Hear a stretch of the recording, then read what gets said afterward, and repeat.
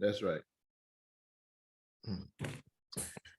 So I'm here with Dell and Cynthia Hawkins. They've been married for 36 years, 37 in December, and they have graciously agreed to be on our show today. And just want you guys to introduce yourselves real quick. You guys are obviously close friends of myself and Shantae. We met through Marcus Benjamin, and it's just been an honor to be in your presence and connect with you guys. But just go ahead and tell our listeners a little bit about yourselves. Okay, well, I'm Cynthia Hawkins, and like you heard, married to this fine gentleman right here. We work together as a team.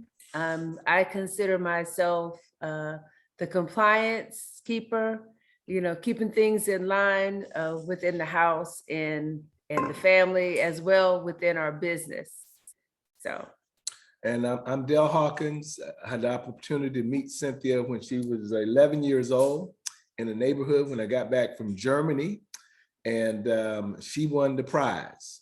We got an opportunity later on to date, and we've always been friends, same high school, same neighborhood, but we didn't seriously start dating until after high school, and I was in college, and she was running a jewelry store, and we, at that point in time, decided to start integrating with each other and having a good time. And so it's been an incredible, awesome ride over the last 36, 37 years. Definitely. That's Wow. something important now. We're the parents of two also. We have two children, Dr. Colleen Hawkins, and then we have Corey Hawkins and two phenomenal grandsons. Wow. And a daughter-in-law, Kenzie. And a daughter-in-law, Kenzie. Man, I mean, I'm just so amazed to be here with you, because 36 years is just, that's no small feat. And I'm sure throughout 36 years of marriage, I'm 14 in with my wife, 18 together. We've had our own ups and downs. So that's just part of marriage. If you were to kind of look over these past 36 years together, what would be some moments that you find that would be something you overcame together, right? If you think about our show, Marriage Underdogs, an underdog overcomes the obstacles and the odds and wins. So what are some different moments or a story you might be able to share, something you guys have been you've been able to overcome? Go ahead. You want to go? It doesn't matter. Well, first of all, with this title of the show, Marriage Underdogs, I think of the fact that we were so young when we got married. I was 20, he was 21. A lot of my friends, they were like, "Are you sure you want to do this? Do you think you need to wait?"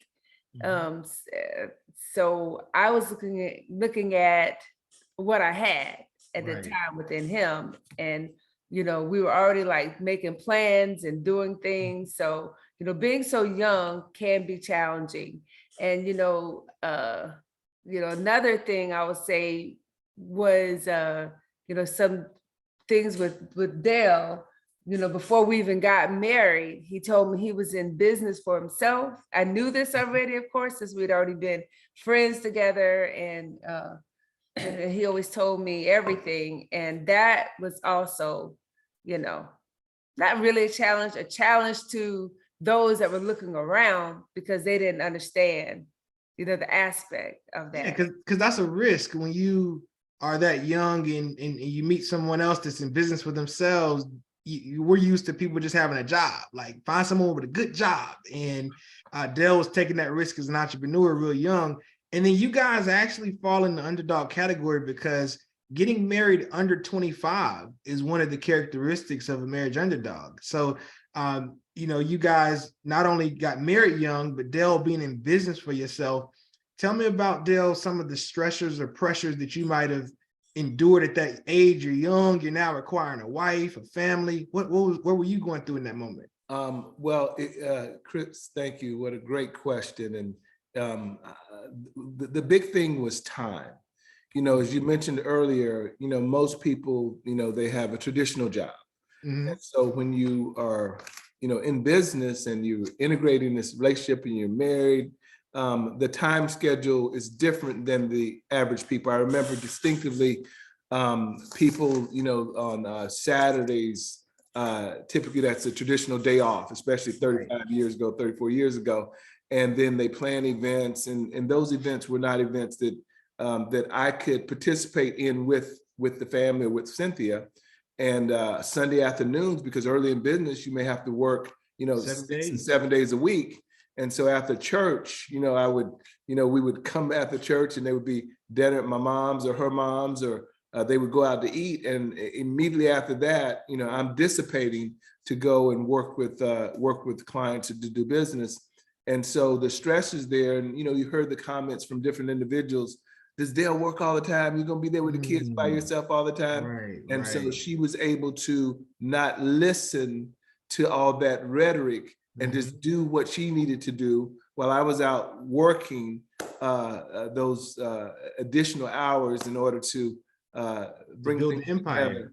And so that's stressors. Even when there's a big picnic and they say, well, Cynthia's going with Dale, you don't have time, you should be there with your family, and not letting that penetrate our ears to the point where we were even really discussing that a whole lot. So we may have mentioned it and talked about it, but it was all about, our plan, our goals for what we're going to do for the future, and not so much in that particular moment. And as the children come up, there were lots of activities that I would maybe not be able to be at all the time, and lots of work sacrifices. And so what Cynthia was able to do, she was able to overlay that to let first of all, give me the Cliff Notes so I know what's going on.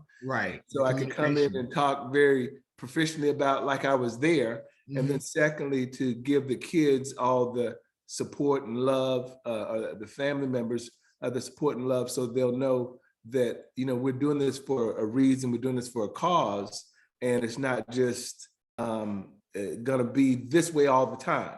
And so I think that was a big obstacles that we had to overcome, that as a team we worked together. And our kids were in sports, and so as they were growing up young, they had to go all kind of different places. And so we made sure that we provide the navigators, the big vehicles for the POW kids in, and, other people's kids. And so Cynthia became kind of the go-to person, because she was available with the flexibility of time, because we were able to spend some of those untraditional days working. So I think that's huge, because I see a lot of people in those instances, there's a battle. You both were on the same page, and it goes to show the emotional maturity you had in your 20s to be able to drown out that noise.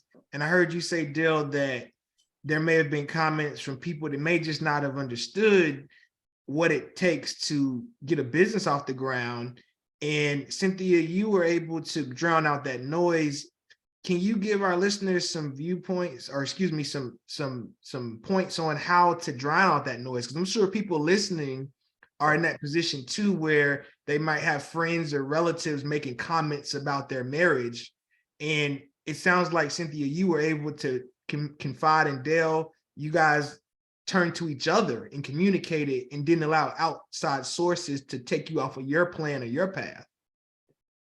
Yes, Chris, you said it, exactly right. A whole lot of noise was, being said and talked about, but we surround ourselves, back then with people, that were a little bit older, successful relationships, never really made any comments whenever someone would talk about, where's Dale? What's he doing? He's working again. I just knew what our future plan was, and that was something that I wanted, and watching his parents that had a successful marriage, to the day, Pop, Hawkins passed, watching them, and my grandparents, and then our friends, the Griffins and folks like that, let you know that things aren't going to be perfect at all times, but there's always, it's worth it at the end of the day. And I just knew what we wanted in our future. We both knew it, that we wanted to have, what we basically have today. And it wasn't always perfect, but it was what it was. And yes, being out there, like Dale talked about with the sports, And Right. that kind of helped me too. I stayed busy, I used to, when we first got married, I was a manager of a jewelry store. And then after that, I started working with him full time and building the business. And then you heard him say something about a cause, knowing what it was all about, what we were doing. And that just kind of helped me, solidify all this is worth it. It's not just about me and him. It's You saw about the the kids, investment. right? It's about the people that we're working with. It's about a lot of things. Definitely. And it's interesting because you guys epitomize underdogs, because being so young, you had the wherewithal to turn to each other. And you also, what I'm hearing you say, which was a huge piece, you surrounded yourselves amongst a community of people who already had endured marriage a little bit longer than you. They had demonstrated a level of success, whether it be parents and other community members. Now, for couples who may be struggling and are on the verge of calling it quits, what would be some tools or tips you could suggest for those individuals listening? The first thing I would say is go back to remembering why you fell in love. Remembering, what it was like when you said, this is what we're going to do together. And then looking at the long picture, saying, okay, why are we at this space? What are we trying to do to not be together for life? Was it infidelity? Was it a finance issue? Was it a disagreement? Was it the kids? What was it? And then when you evaluate those small specks as it relates to what we're trying to do together, okay? How can we amend this? How can we fix this? Because one of the hardest things you ever do is be married, right? And secondly, have a partnership in business. And so it's not going to be always exciting euphoria. It's going to be, the peaks and the valleys. But as long as the peaks and the valleys are going up, when it's a peak, kind of like that stock market, right? And so, but if it's the valley, you got to define, okay, how big of a deal is this? And then you got to have counsel. You got to have somebody that you can call on and say, look, I'm ready to get a divorce. And I think she's ready to get a divorce too. It's about the same time. We've had the same conversations, but we hadn't wanted to get a divorce at the same time before. Now it's one of those days when it's both of us. And so how do you seek counsel, and then they remind you again of what this is really all about. How big of a deal is this? And is the issue, challenge, or problem that you're going through, is this something that's really where you want to break this? Okay. Right. And you listed 4 steps. So step 1, remember why you fell in love. Step 2, look at the long-term picture of where you're trying to go together. Step 3, diagnose the problem. Right. And then step 4, how do we amend the problem? And then as a bonus, let's find good counsel and make sure that we're not at the same time wanting to end the relationship. So there might be one partner having a struggle, the other having a struggle. Just make sure the struggle don't happen at the same time. That's right. That was good. Cynthia, what would you like to say or add to that? He said a whole lot right there, and I agree with him. You got to look at the whole picture. You got to want to be married. You got to want to be together. You have to love each other, even at times when you might not like each other at a certain time, and just keep that communication open and real. And most importantly, you got to keep God first within your relationship, because if you don't have him first and know his word and know his principles and, what he wants you to do and listen to him, then you really have nothing. Amen. And just to kind of echo what you were describing just now in terms of what these couples can do, I love what you said. You have to love even when you don't like. And that's powerful. And then you talked about the communication. And then there was this sentiment of commitment. Commitment is hanging on even when times get tough. And that triangle, right? You, your partner, and then God. Adding that piece in there is critical. And I want to shift gears a little bit and ask you some questions about what it's like to work together. So how did you guys initiate that process? I know, Cynthia, you mentioned you were a manager of a jewelry store and then there was a transition. Talk a little bit about that transition from being a manager into going into business with your husband. So I, like you heard me say, I was working in the jewelry store, and those hours were, not the best hours there were. So I left there and went to another, entity, the banking world. And then I found that really wasn't what I wanted. When I realized this lady had been working there, she told me she'd been working there 23 years. And I was like, no, that wasn't what I really wanted. So I basically just went home and I talked to him about it, and started going to school, actually. Right. I do have a degree in speech language pathology, went to school for that. And then I started working with him, in the office, doing, phone calls, small things, small things turned out to be big things. And then it just kind of grew from there. And, and it was good. And I enjoyed what I was doing, and it just kind of fell into place. Now, how we work this out, I have my lane and he has his lane. And that's how we keep that balance and keep, everything afloat. Because there's a lot of things that he does that I can't do and I don't want to do it. And there's a lot of things that I do and he definitely doesn't want to do it. So that's how we make this happen. And it sounds like it was just an organic process. It just kind of fell into play. Dale, what would be your take? Chris, definitely organic, and definitely without a rigid structure of what she has to do and what I have to do, but we kind of evolved into it. I remember the first part of that was my dad used to sit down the first of the month and pay his bills. And I watched that, and I'd watch the conversation with my mom and him about something that she might have wanted, that he says, no, we can't do this right now because this is not the right time. And because he was proficient and efficient at taking care of the responsibilities.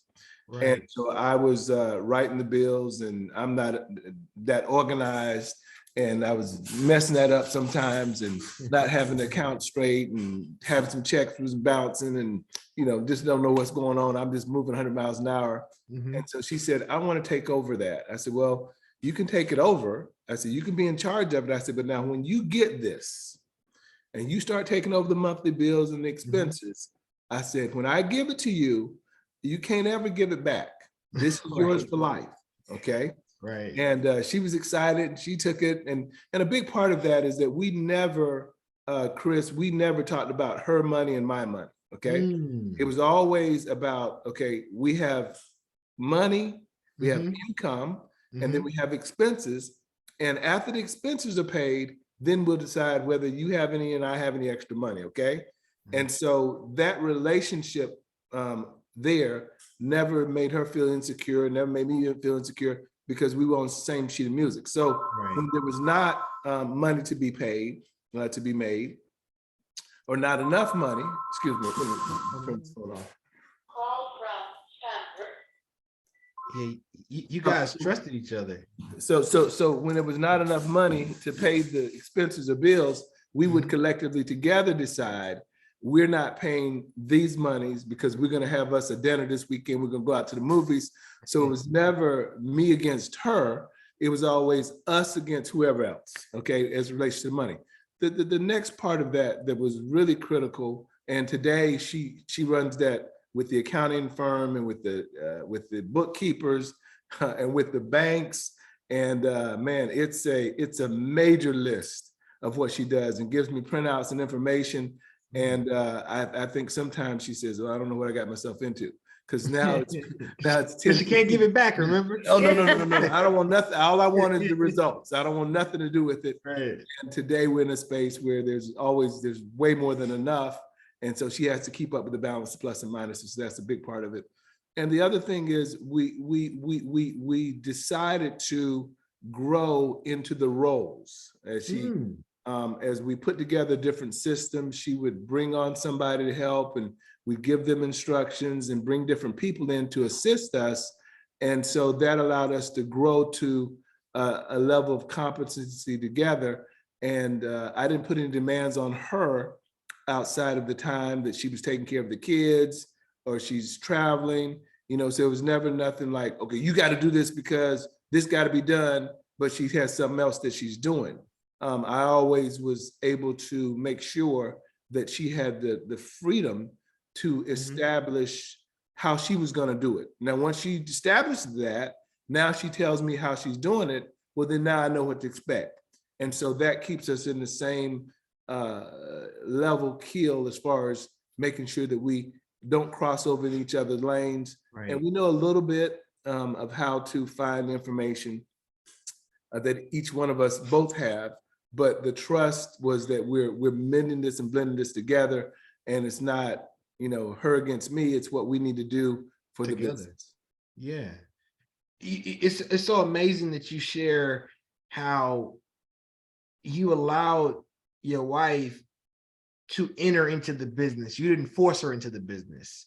I'm also hearing you say the roles evolved.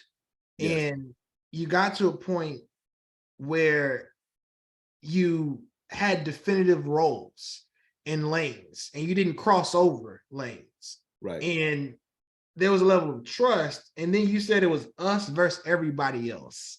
Right. That was huge. And it wasn't just your money or her money, it was y'all's money together. What led you or the lack of money together?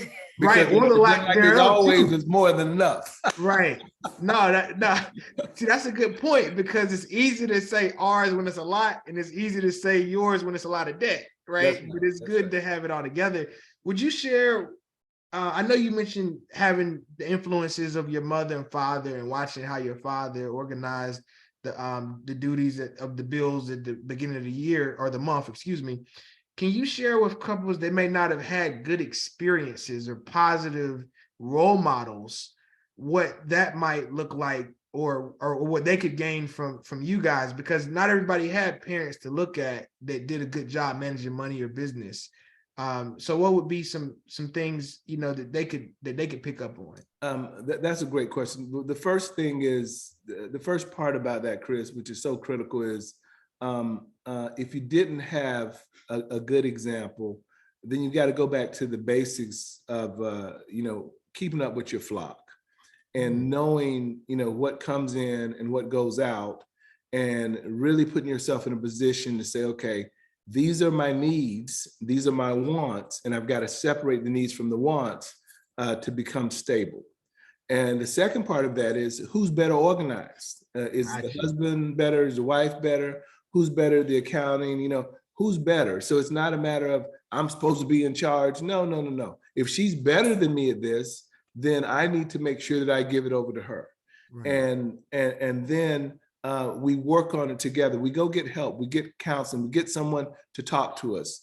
There's all kind of methodologies and systems out there. And we have a very comprehensive, simple system that's worked tremendously for people, especially people that are not anal, okay? And on anal, I got 6 cents in my checking book. We have a program where we're able to communicate with them that takes some of the pressure off the lid, so that they can really be very comfortable in that space as far as their money goes. Because I'm not the guy, okay, that's gonna, look at the cable bill and say, man, we don't need all these cable channels. How do we save all this money? And we're gonna look at this and spend all this time on this each and every week.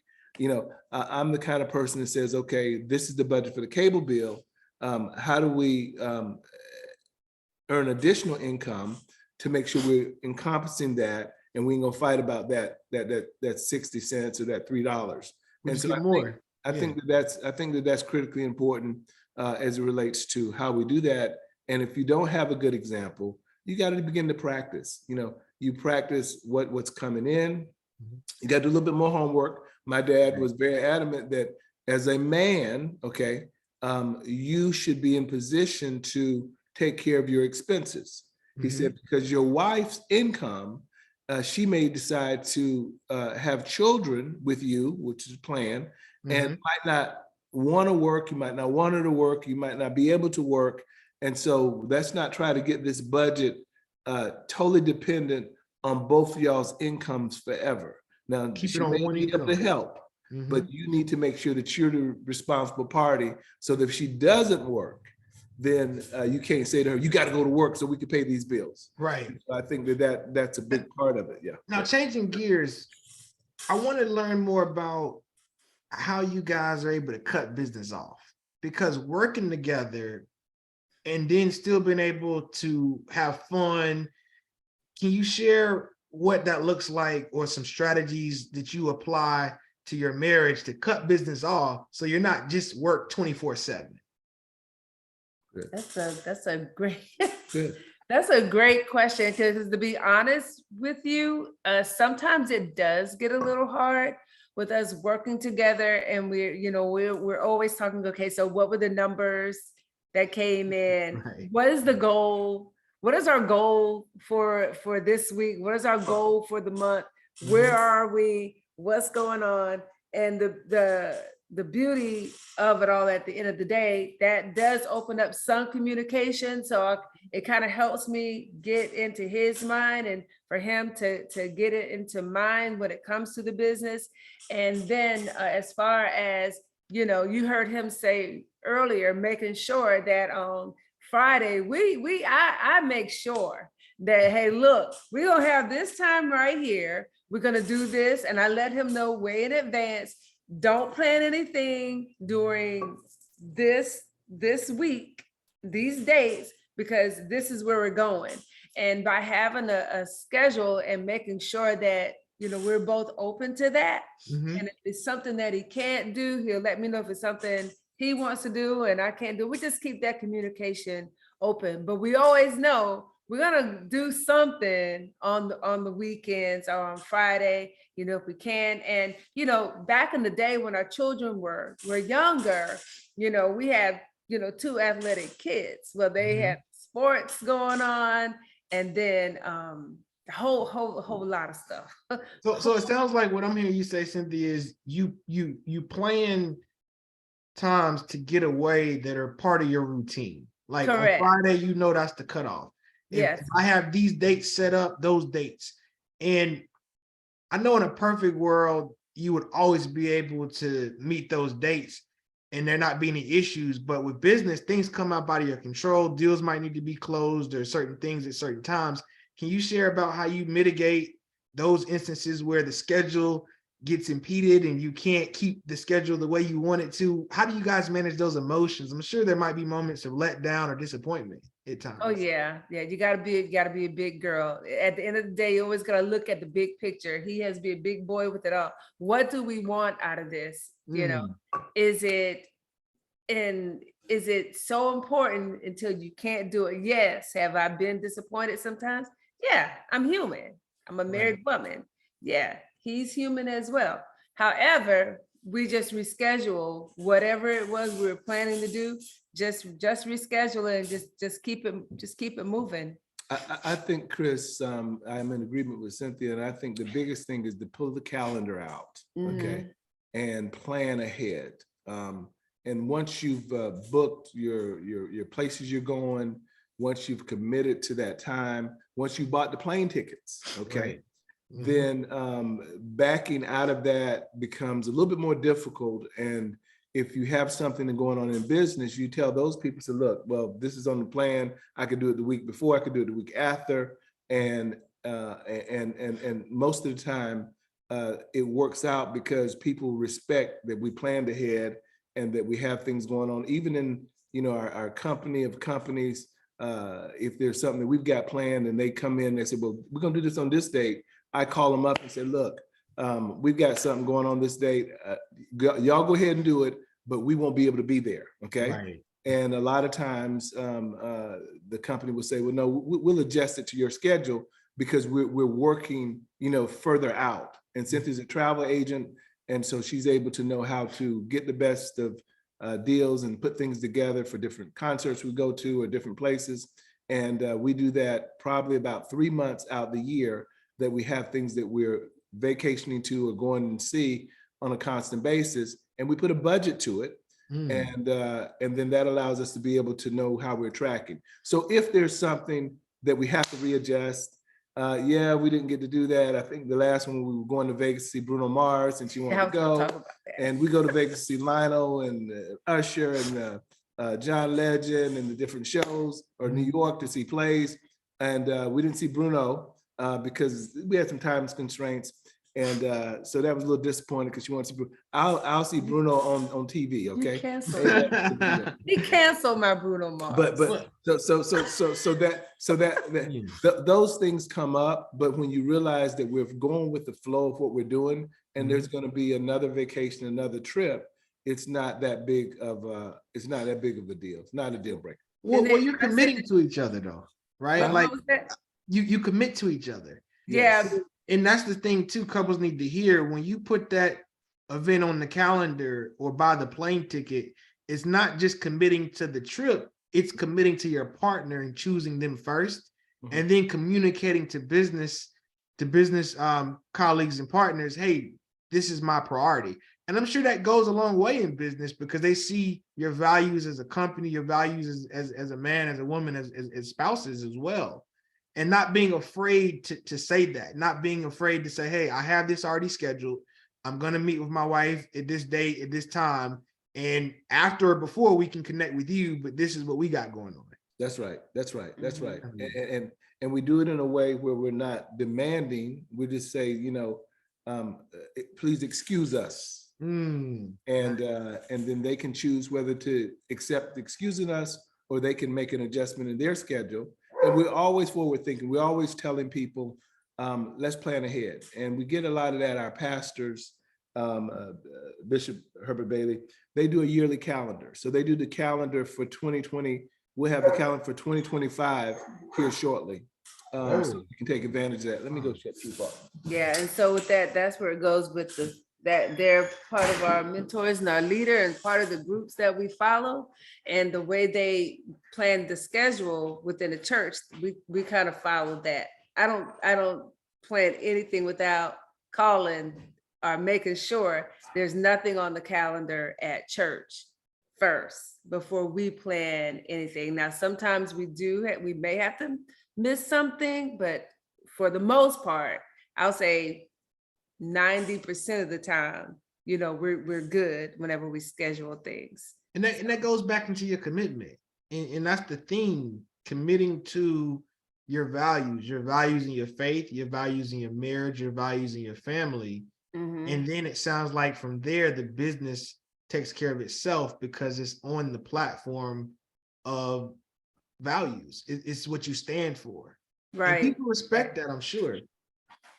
And that's really important. And a lot of people who may be considering going into business together, right? Like if there's a couple listening and they're considering going into business together, what would be about 2 or 3 steps that you would bring out, or questions that they should ask if they're considering going into business together? What questions should they ask each other first? But the first question I want to let them understand is, what's the expectations? Yeah. What is it that you're expecting? The idea of going to business is not for everybody, Chris.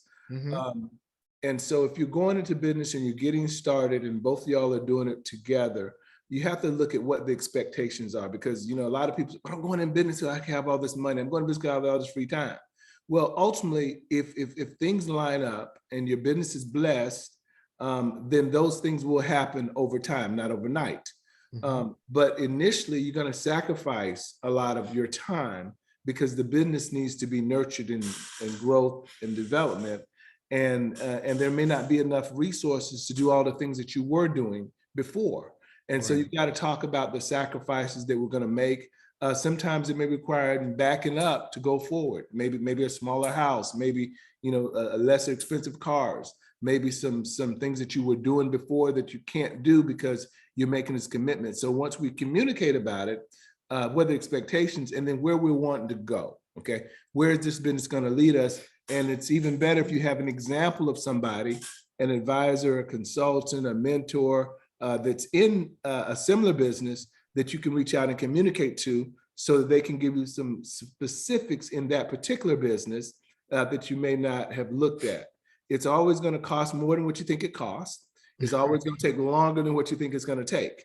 And so if you go into with those expectations, then I think it's going to help you all in that particular space.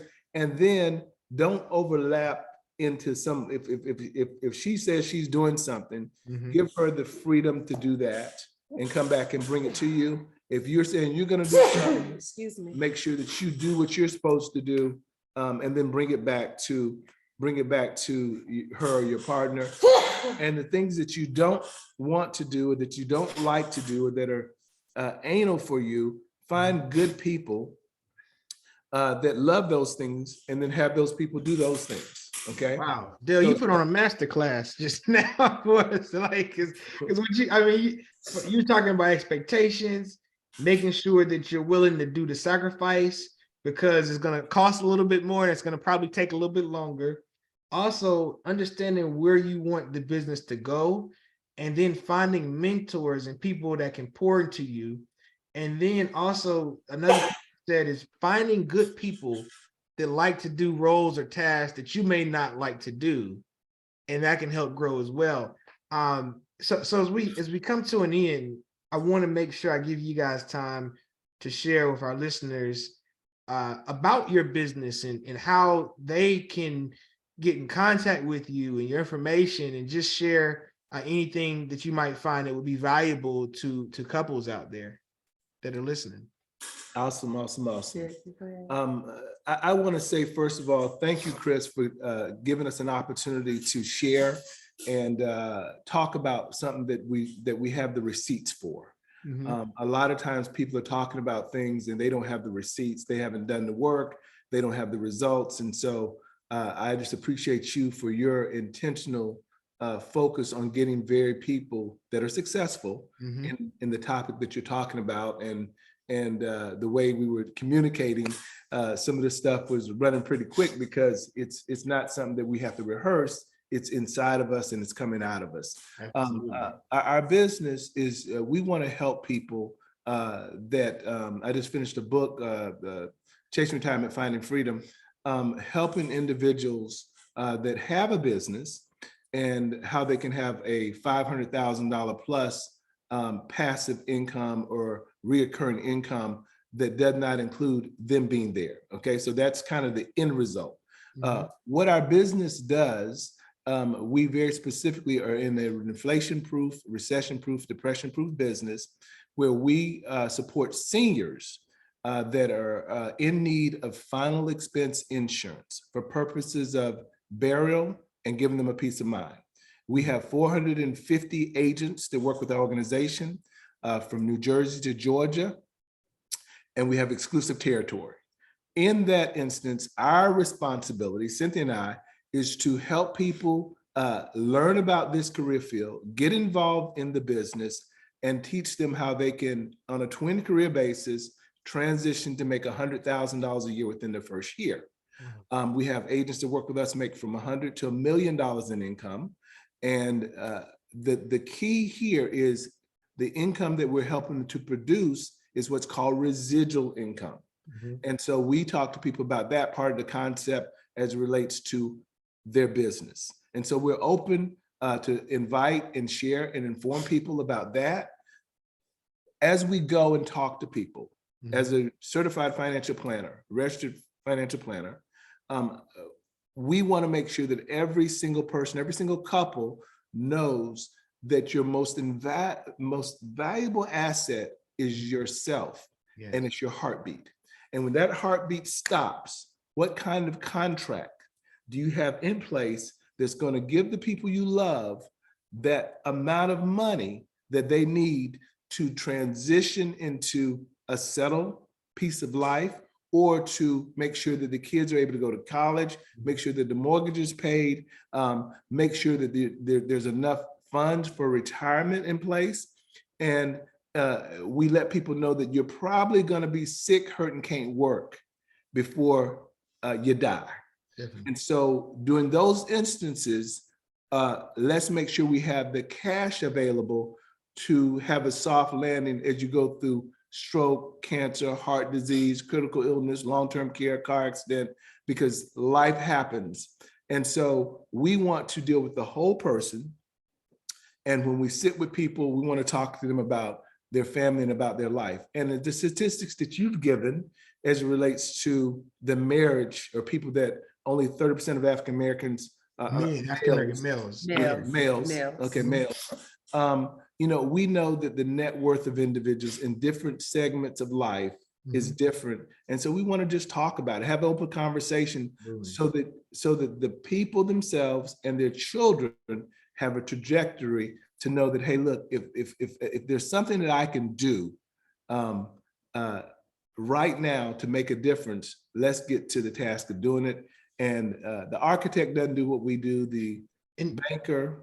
And Dale, you and Cynthia were the first people I met that took the financial planning industry and communicated it to me in a way that aligns with family values. And that's been the theme of this interview. You've talked about the values, and when you do business with a company, you have to make sure that you look at the values of what they stand for. And those that are listening, I just want you guys to be aware, I'm a purchaser of the products that Dale and Cynthia offer. My family, we actually purchase the products. So we use those products that Dale is talking about to provide security for our family and loved ones. And you present it in a way where you give the education and break down, and you customize the product for the consumer. And I just wanted to put that notation in there, because having worked with prior financial planners, it didn't feel like they were trying to give me a product for me. They were just trying to give me a product that they were selling. And you guys and your team as well do a phenomenal job of customizing. And then in the African-American community, we definitely want to continue to have that conversation around the value of life insurance. And if you're listening right now and you don't have life insurance, or you don't have enough life insurance, or you have family or friends that don't have life insurance, you got to give Dale and Cynthia a call. You have to, that's something you have to do. And I know, Dale, we're about to jump off, but can you put a plug in, or Cynthia, can you share the value of having some type of life insurance, and why African Americans, we need to get that message out there? Thank you so much, Chris. And we just thank you for giving us an opportunity to sit with you and your beautiful wife in your home and talk to you about, as a successful business person already, and making multiple six figures and traveling around the world and speaking to thousands of people, to be able to have the conversation. And life insurance is, first of all, 50% of the people don't have life insurance. Of the 50% that have life insurance, 50% of them, 80% of them don't have enough. Because remember, life insurance is the one insurance that's not required for you to buy a home. It's not required for you to buy a car. It's not required for you to cover your business expenses. It's not required for you to have liability if you're doing something in business. Life insurance doesn't come up, because life insurance is the only tool that's available that the government has, based on Section 702 of the Internal Revenue Code, that can pass to your family, your beneficiary, income tax free. And so it's not something that people go out and say, well, let me get $1 million worth of this. It's something that's really about a story that's being told, and it has to be sold. And so as a result, most people don't have the conversation, because the people that are buying the life insurance, there's a book called What Would the Rockefellers Do? That's how they've kept wealth for generations, because they intentionally teach their children, hey, we're going to have this insurance because you have a death date, and whatever you need as far as finances, we may actually assist you through your lifetime, but when you die, you're leaving this back inside the family trust, so that you replenish the money. So it keeps replenishing itself. And so a lot of times in our community, no one's had that conversation. So we want to offer that conversation to you. And then for the people that are your loved ones that may have not considered having enough life insurance. And I'm telling you, ladies and gentlemen, if they buy something through the mail or off of TV, the fine print takes away what the big print gave, okay? And so it's important to know that you need someone that's in this as a career. Now, to the benefit of people, a lot of people don't go into life insurance as a career. They go because they got laid off or fired, or somebody told them you can make a lot of money, all kind of different reasons. But we're a company that care about people. And we want to make sure that you get the right information so you can make the right decision. And we understand that some of the language that's out there may not be easily comprehended. So we want to break it down and just have a conversation with you and talk to you about this heartbeat. And when it stops, what kind of contract are you leaving to the next person behind? Because for pennies on the dollar, just pennies on the dollar, you can increase your net worth with the right insurance. And you can use that at the bank, and you can use that for your future living. So there's so many tools that are available, and the rich people have it, Chris. So I'm not talking to the top 10% of people, okay? As a financial planner, I know they've got it. We can have all kind of in-depth conversations, and we still work with those clients too. We have a firm in Atlanta and Scottsdale, Arizona. We do that, but the masses of the people just need to get some simple information, and we'd be happy to share our information. My direct cell phone number, Chris, 803-269-7678. They say, well, how can you give, you run a multi-million-dollar business? Because we have systems in place, and my phone does not ring a lot. I get to call out a lot. So I can open it up and make it available for different individuals. And with our team of people that's there, we're not gonna let nothing hit the ground. Cynthia, And Dale, and Dale, I forgot to mention, all this is going to be in the show notes as well. So I'm going to make sure that all the links are in the show notes, the link to your book as well. We definitely want readers to get, listeners to get the book. We want to get links to your site, despite what state you're in, because I know you said you have agents from New Jersey to Georgia. So all over the country. All over the country. Definitely. So anyone listening that's outside of our or my state of North Carolina, Dale and Cynthia are out of South Carolina. But if you're out of the Carolinas, you can still access these products. And I'll make sure I put all Dale's information in the show notes as well. Cynthia, anywhere in the country, as we've gotten older, Chris, as we've gotten more mature, East Coast travel is easier than me going to West Coast and all over the place. Right. And so we have clients that we take care of all over the country, to include Hawaii. But our marketing efforts and campaign are on the East Coast. But wherever you are, we got you covered. No issues of challenges. Definitely. I really appreciate putting that notation in there, because if someone's listening outside and they can still get access. I know, Cynthia, you were about to say something. I apologize. Well, no, he was just asking if he did a good job, and I'm gonna say he did do a good job. And I want to say, I do want to say something to the ladies that are listening, to the wives and single ladies, who's ever listening. A lot of times we kind of just sit back and we're like, we're just gonna let him handle everything, which you can do that, but you still need to know what's going on with your household, like with the insurance, with things like that. And always remember, ladies, you not to cause any confrontation between you, but you do have a voice. Do your thing as well. However, remember, be respectful, be loving, work together, and always come to the end so that you can find the big picture and the values. And that's what I want to add to the ladies also. For men, our big old egos.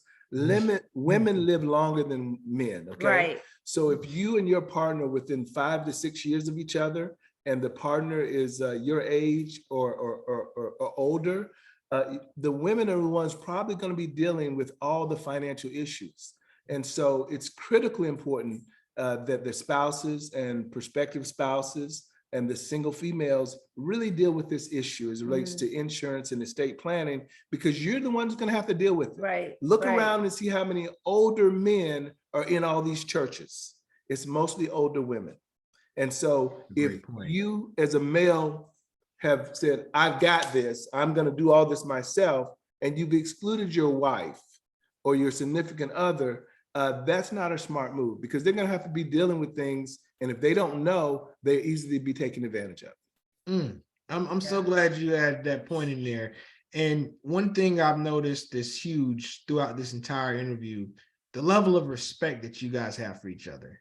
Even as you talked earlier about the integration into business together, Dale, I commend you for giving your wife the space to make her own decisions. And collectively, they become your decisions as a married unit, but you're not imposing things upon your wife, and you're allowing her to have a voice, and you're using that voice collectively to serve millions of people. So I honor the opportunity to speak with you today, and I commend what you guys are doing. And it's just such a joy and pleasure to have you guys as friends as well.